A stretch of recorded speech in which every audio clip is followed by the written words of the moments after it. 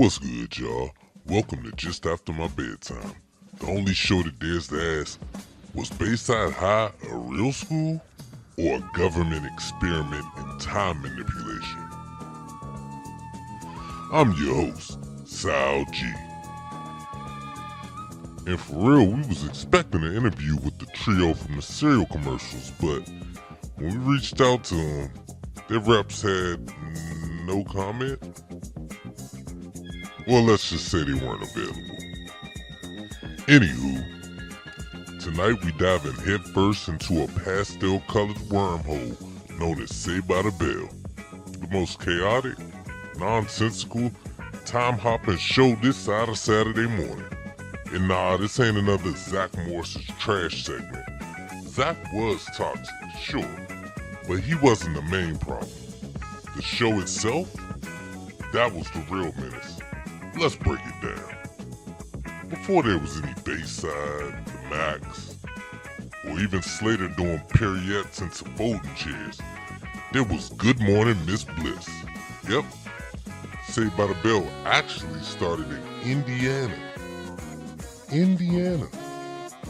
That's right, Zach, Screech, and Lisa, they were originally Hoosiers. And then NBC said, nah, this ain't it. And just relocated the whole crew to California like it was a witness protection for sitcom characters.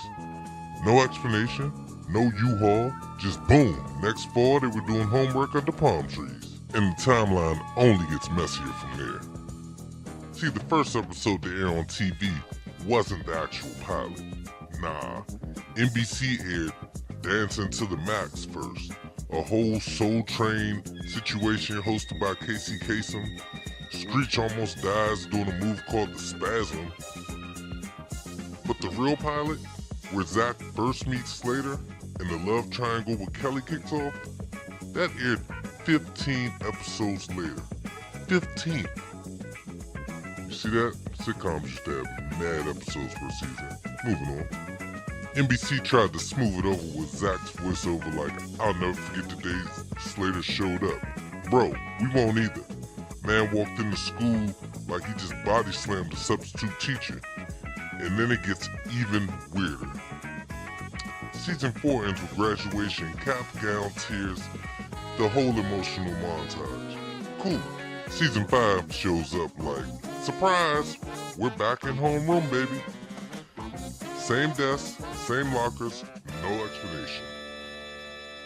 Hey, what is going on here? That's what we're asking here, sir. Turns out, NBC stitched together leftover episodes in a fake final season like it was a clearance rack at Ross. And because those episodes were filmed earlier, Zach got a baby face, Jesse got old hair, Slater's got that cursed unitard, and then Lisa Turtle? Just gone. No goodbye, no she's in fashion school, just poof. Sis Thanos snapped off the screen. And you remember Tori? Nah, you don't. Nobody does. They drop her into 6 random episodes in a leather jacket like, hi, I'm part of the crew now. It's like, ma'am, there's a yearbook, and you ain't in it.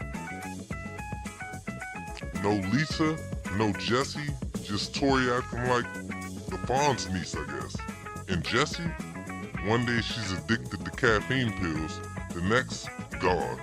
No therapy arc, no closure, just vanished.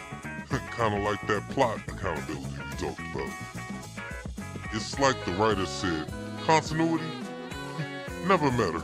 Here's the thing. We didn't care, because the second that theme song dropped, when I wake up in the morning and I lost all I don't want it, you know how it goes. It doesn't matter what made sense. We were locked in. Saved by the Bell had us in a chokehold. And we were happy about it. Real talk. The show didn't teach us how to grow up. It taught us how to survive confusion with jokes, drama, and neon blazers. It was the original fever dream. And honestly, that's why we loved it. Well, that just about wraps up this episode of Just After My Bedtime. If time ever gets weird, don't panic. Just hit the timeout and pretend none of it happened. Man, y'all like, comment, and share.